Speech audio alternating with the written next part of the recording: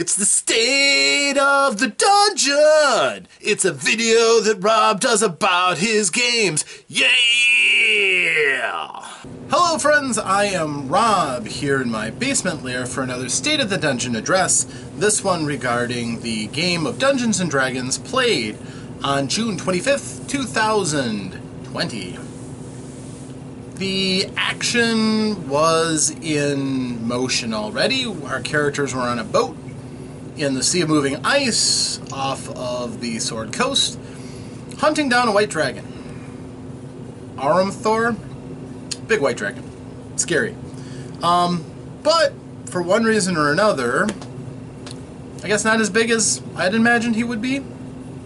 Whatever. So, at any rate, we're not necessarily hunting down the dragon specifically.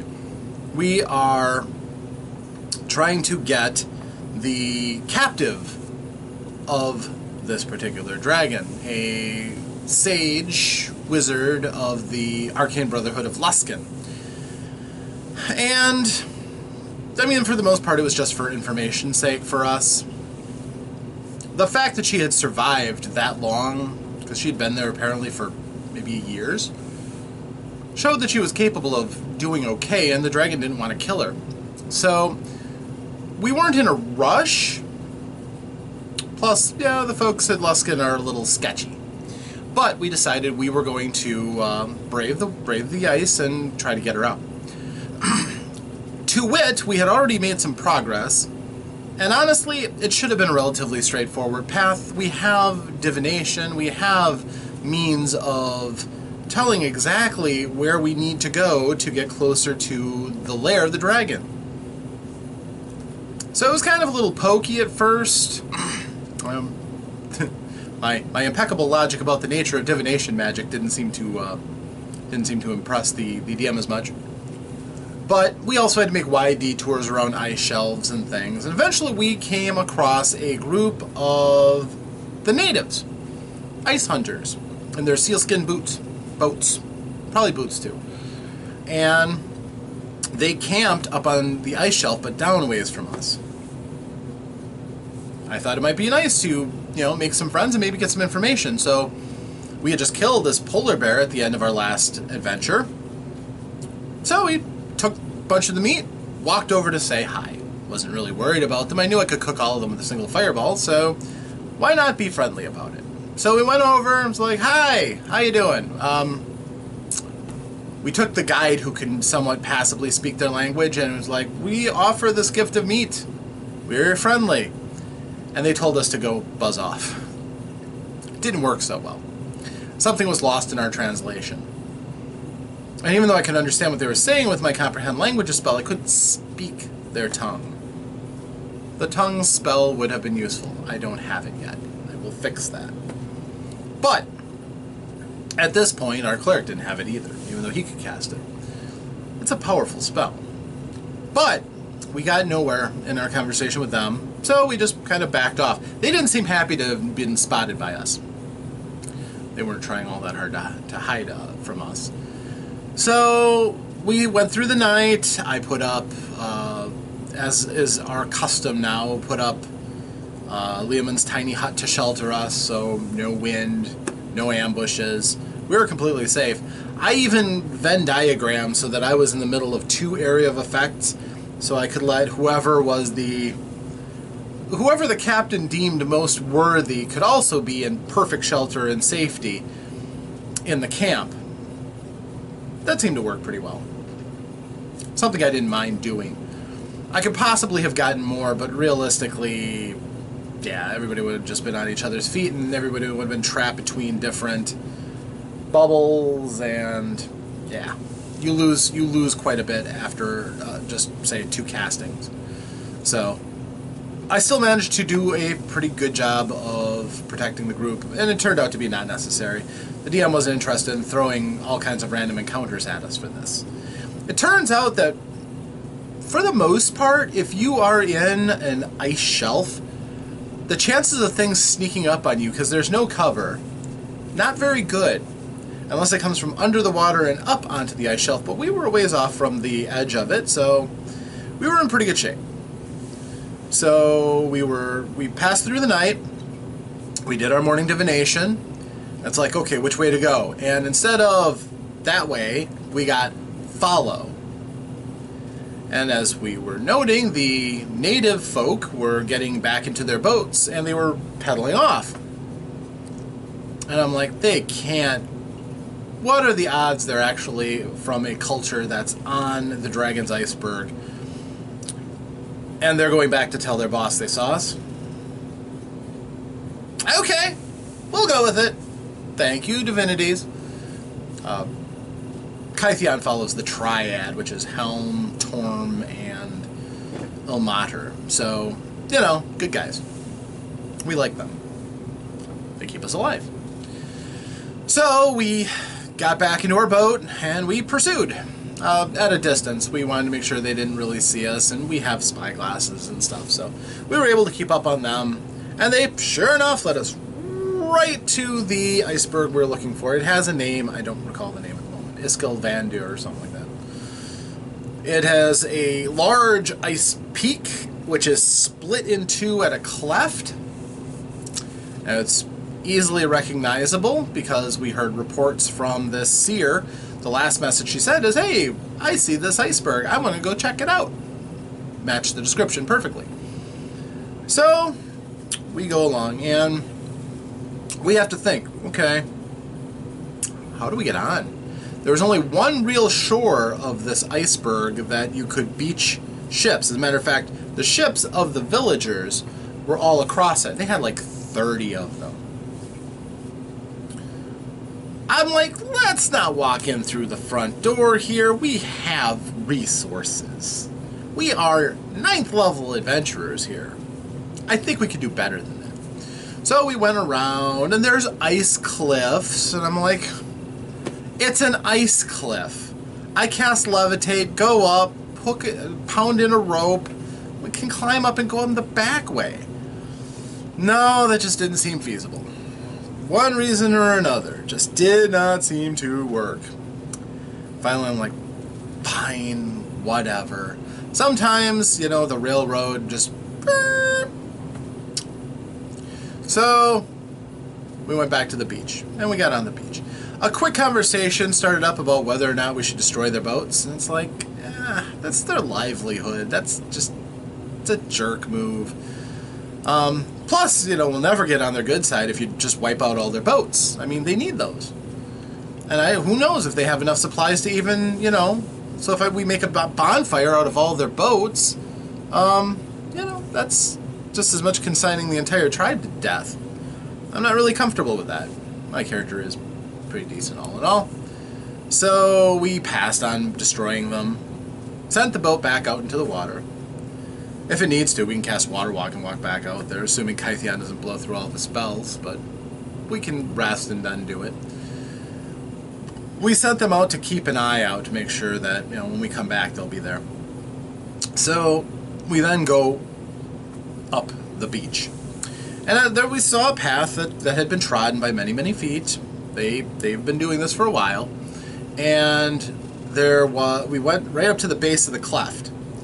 And there were stairs cut into the side of the cleft that we could climb. Stairs made out of glare ice, mind you, so they were slippery as all get out. For the most part, it wasn't any big deal. Nobody really botched to fall down into the chasm, so we made it up without undue difficulty. We roped ourselves together and climbed up to make sure we did it. It wasn't that big of a deal. I mean, at this level, a slippery staircase, we can deal with that. So we get up onto the top of the staircase and we reveal that there's a plateau up here. It's flattish land with, and this iceberg is like 20 miles across. I don't know if it's actually moving or if it's an actual island in the sea, but it's big.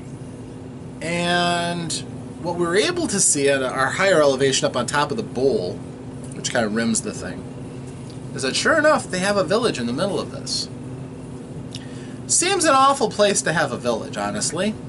But, considering they don't seem to have a lot of choice because the dragon's making them stay, yeah. So, at any rate, we decide we're not going to go straight in and confront the natives because the chances of them running off to go and tell the dragon, it's a real deal. So we kind of snuck around the top. And there's plenty of cover. There are all these big ice mounds and snow drifts and things. So we're able to go around the village and we take a better look at it and we're like, okay, well there's this big communal lodge in the center. There's a pair of doors carved out of the ice against one bowl that the crater that shelters the village. They have some sort of doors. And I'm like, oh no, that sounds like the way they'd get down into the Dragon's Lair. And when we did another divination to ask where the entrance to the Dragon's Lair was, in the village. Okay. We also noticed that there is a shaman's hut. It's got totems on the outside, and it looks interesting. My idea is relatively straightforward and goes with a minimum of conflict. Sneak around the village, go to the shaman's hut, as quite possibly one of the most learned person there. They might be able to, they might have some indication of where the dragon's lair is. Maybe even a list of demands of the dragon so we can kind of, see what the dragon's doing. So we stealth around. Amazingly, we're not caught.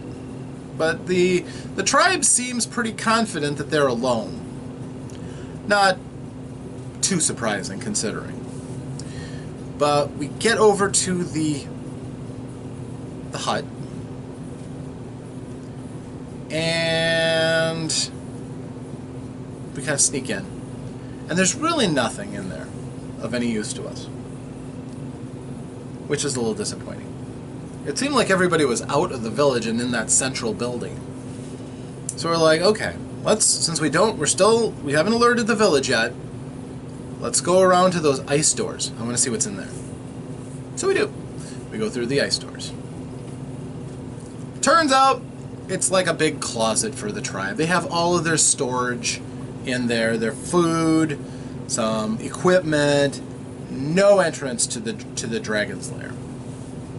It is a dead end, and the jig is up. We hear the sounds of people approaching. Turns out, we were spotted. Okay. Stealth isn't our forte anyhow. We didn't have any rogues in our group. We're all fighty types, and my wizard, and Kytheon. So, we of course still had Belphegor, we had Glint, me. Sadly, we were down Lydia. We really need Lydia.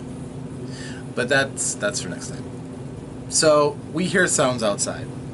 The group's like, man, this place is defensible. If we have to hold out against the entirety of their tribe, this is where we do it. And my response to that is, even a fox has a back door to their burrows. The most mean, grubbling creatures don't put themselves in a place they can't escape from. There's no back door here. If things go bad, there's nowhere we can go. This is a terrible place to have a fight.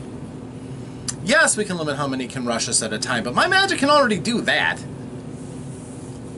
Screw it. I'm going to deal with this. So I walk out the door. Everybody else decided to walk out with me. I walked out the door. There are the natives. We still can't talk their tongue. I cast Comprehend Languages before I went out the door, so I can understand them, but we can't speak their language. So does anybody here speak the common tongue? A couple of them kind of look like they knew what they were doing, but then the shaman comes up. She's a woman. Looks pretty tough. But, the usual barbaric furs and stuff. Comes up. And she starts talking. I understand her language because I've got magic. And I talk to her. She stops. She casts a spell. We're able to converse. And I'm basically like, we're here specifically to try to rescue a captive. Somebody that we heard was marooned here, and we wanted to come and rescue her. And she's like, okay. Huh. There's nobody here but us. And I'm like, well, Then the gods have lied to us because they sent us here. And she's like, oh, crap. They know. It's like, yeah. I'm like, I know, you've got an issue and everything here, and I understand. We really just want to get her. We're not here to cause any other troubles for your people, for your benefactor, or anything like that. We are not here to attack you. We don't want violence. And she's like, okay. So she talked to the chief, who's the biggest and dumbest looking brute of their lot. No, he wasn't dumb, but he had a sense of cunning about him. And she's like, okay. And he's like, well, it's traditional. If strangers come in, we test them with combat. And we're all like, okay, we're ready to go. All of us at once or one at a time? And he's like, no, one-on-one. Oh, at this point, Glint is begging for a taste. He is thirsty as heck for combat. He's like, give it to me, give it to me, give it to me. I'm like, I was going to be nice to the guy, but I guess we can let you have him. So this guy comes out, and he's tough and everything, and stripped down to the waist. Cold doesn't bother him. He's tough. I think he had an axe. 2 axes, of course. That actually becomes poignant. Glint's like, I've got so many hammers. This is going to be quick. And they begin. Probably the strangest fight that these people have ever seen. Glint's churling hammers, and this guy is throwing an axe and whacking him, and they just have a slugfest. I felt sorry for the poor dumb son of a gun because Glint was going to win. Glint's just stacked as far as durability. When those hammers hit, they hurt a fair amount. Although he wasn't rolling particularly exceptionally until the critical. Ooh, the critical. Oh. Now, there was a rule, no magic to be used. I wasn't going to use any magic. I consider the honor of having a straight fight. I respect that. Kythia wasn't going to let anybody die, but he didn't cast any spells. All we had was our, comprehend languages so we could kind of monitor what was going on around, and I made sure that the shaman didn't cast any spells on this guy either, which he didn't. They were honorable people. And eventually Glint just out-bludgeoned the guy. Just smashed him down. And it was some of Glint's best work, one-on-one against somebody, just being able to nail him as much as he wanted to. So after that, the chieftain is like, okay, you want to stay overnight? We'll feed you and we'll shelter you. We're like, thank you, that's all we ask for. And then we'll continue on our search and leave you alone from now on. So that seemed okay. The shaman's like, I want to take them to my place. They can stay with me. The chieftain was a little surprised, but not much, and okay. So we went along, and she told us the tale of woe. This group was nomadic. They don't like being in this village. They hate it, especially since the dragon rules over them as an overlord and occasionally eats them. When we were coming in, we saw through clear ice there were a number of people frozen in the ice dead. Several of them were natives of the village. A couple of them were Cult of the Dragon, which we're okay with. Apparently the dragon wasn't all that impressed with the Cult of the Dragon when they came asking questions. At least at first. Eventually we found out that they came to get the Drakenhorn from Aramathor.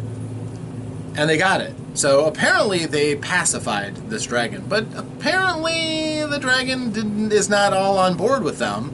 He's not currently joining them in their crusade, at least so far.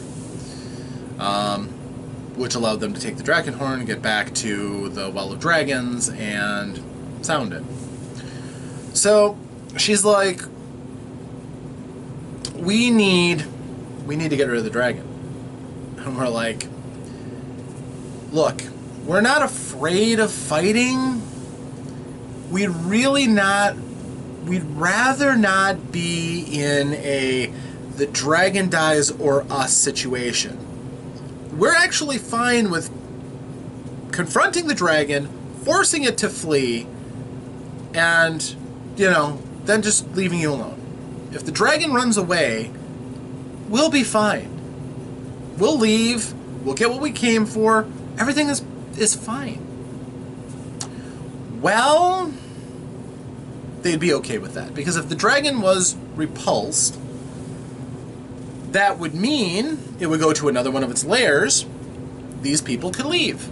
The dragon wouldn't go pursuing them because it wasn't their fault that the dragon was defeated. So she's like, that would really serve our purposes. We need you to confront the dragon and drive it off. And we're like, well, we were hoping to do this all stealthy-like, but okay. If you're going to help us, get us into the dragon's lair and past the guards, we're cool. All right. So she pulls out a rug, and there's a staircase going down. Turns out that this shaman was the only person that the dragon trusts to deal with her captive.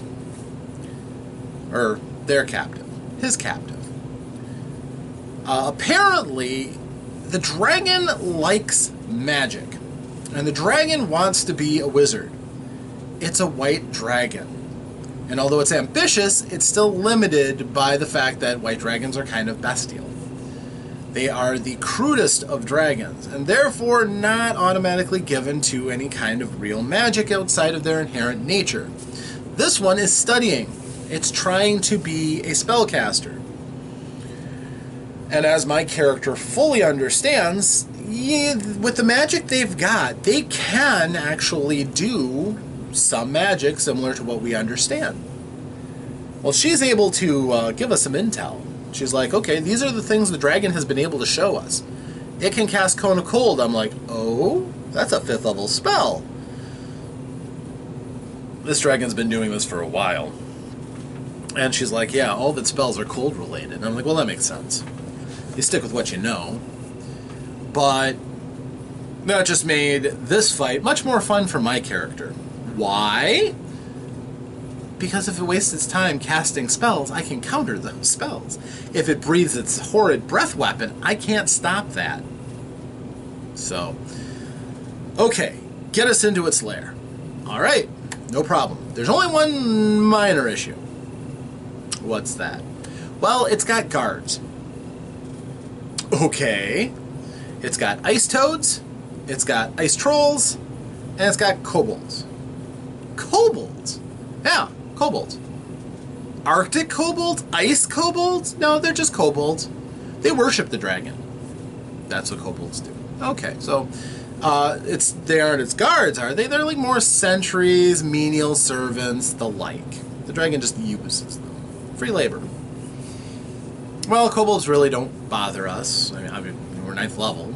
Common kobolds are, you know, our fighters can kill 3 kobolds around sometimes. So it's like I can toast a room full of them if it came to that. I'm not worried about kobolds, but I am worried about what happens if they sound an alarm. So we're prepared as best as we can. We go down the staircase, warned that it's slippery. We've seen slippery stairs before. And we go down to the first layer of the dragon's lair. We follow her directions.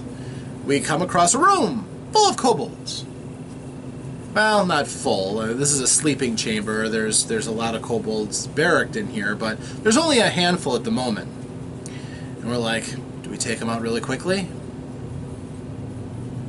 Kind of playing our hand out a bit. Risk of it going badly. So instead, bold as brass, we walk up.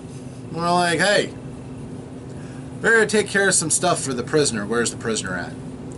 These kobolds apparently have been told, don't molest the humans that come down here, they're working for me. And they're like, ah, down that way, down that way. Okay. Fine, thanks. We go down that way. We come across some ice toads. Now, we found out that the ice toads are intelligent. Yeah, you're toads, but you have an intelligence stuck in a toad's body. Okay. Ice toads, apparently, we discovered from our very smart people who know about nature and such, that they exist, basically, they look for a purpose to serve. And in this case, they're serving the dragon. Not through a great deal of loyalty, just kind of like guessing an intellectual inertia. So they're not a threat to us. The ones we see, we're just like, hey, we're just here doing the stuff, and they're like, okay, let us go through. Cool. And we follow the directions the kobolds gave us, and we go into this big cavern, and there's this large Kalimshite-style tent, more suitable for use in a desert, but it's in this big frigid ice cavern. And there's a bunch of other tents around, and there's light coming out of it. We're like, well, this has got to be her place. So we go up, we're like, hi, we're here. Kobold pops out. What do you want?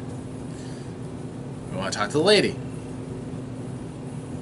She told them to let us in. So we go in and we meet the person we came to rescue. She asked, are you here to rescue us?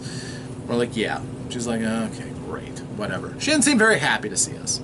This is the nature of powerful wizards. They never seem happy. So she's like, well, you're here, just like many others who have come through here to go and deal with the dragon. And we're like, well, we're a little different because we're not here to deal with the dragon. We're just here to rescue you. And she's like, great, I'm so happy. You don't sound happy. I mean, I can cast teleportation circle and we're out of here. She's like, do you think I don't know how to do that myself? I couldn't have done it on my own? Not if the dragon knows anything about magic, it would have stopped you from doing it. Probably by taking away the needed spell components, which I have. No. You don't understand. The dragon is a white dragon. Yeah, I think we all understand that. You know, it's cold, we're in an iceberg. Pretty much white dragon territory. You don't know white dragons. Pretty sure we've killed one. Yeah, but here's the thing. White dragons aren't the brightest, but they're very, very vengeful. Yeah, but they're still white dragons. You don't understand. If you wrong a white dragon, it will spend as long as it needs to get revenge on you. Brutally, and ending in your death.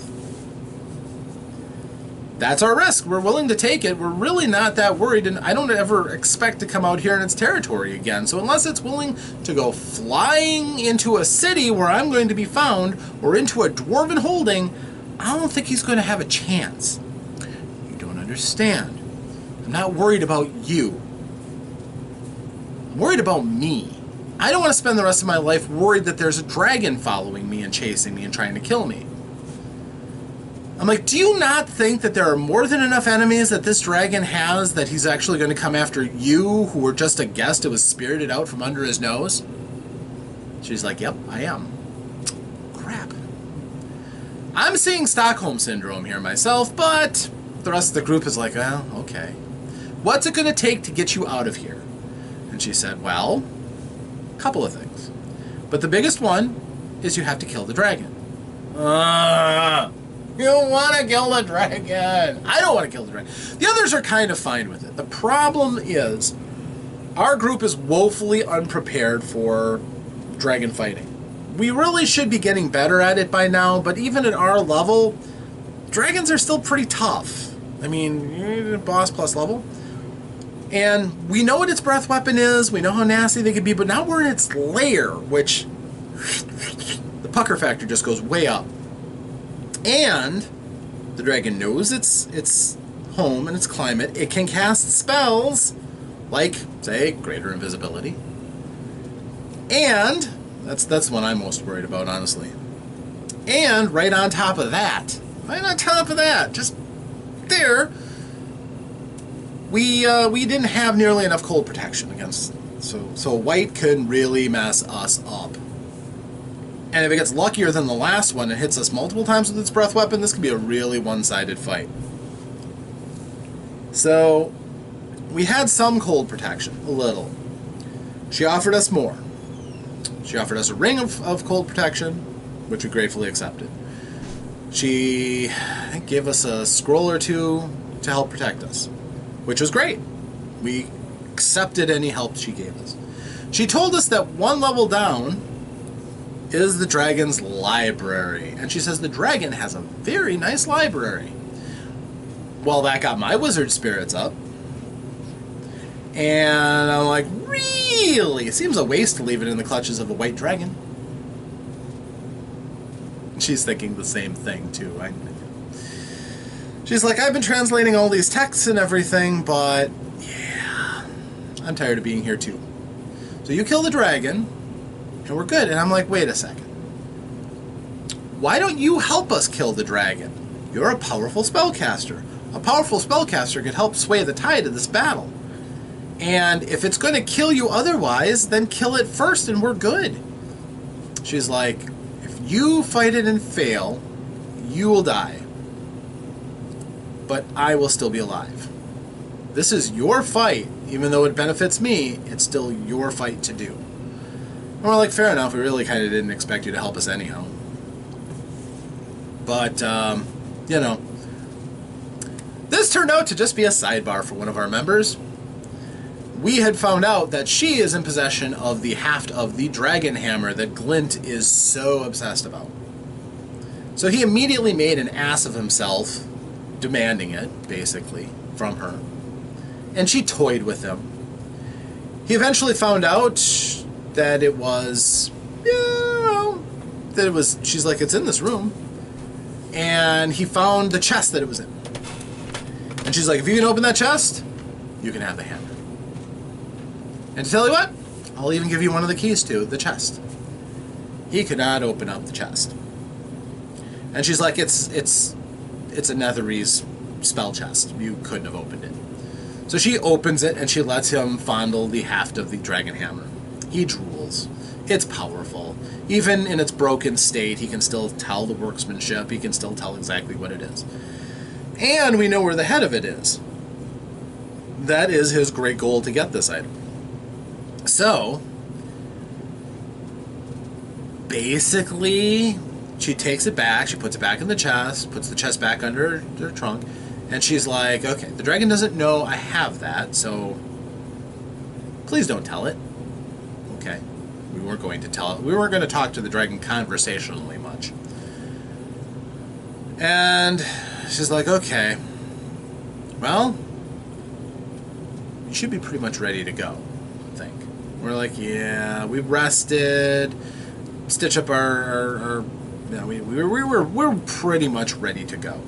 I'm fully loaded on spells. I don't think I barely used any spells, honestly, at this point, so we should be about as prepared as we can be. I'm the only one who doesn't have a magic protection static right now, and that's because I'm relying on my flame shield, which is shorter duration. But outside of that, yeah, we've got a dragon fight ahead of us. Now, I'm hoping to find some scrolls that might make this a shorter fight. But this is going to be rough. Fighting a white dragon in its lair that can cast spells. I just hope the Kythion's magic is up and good.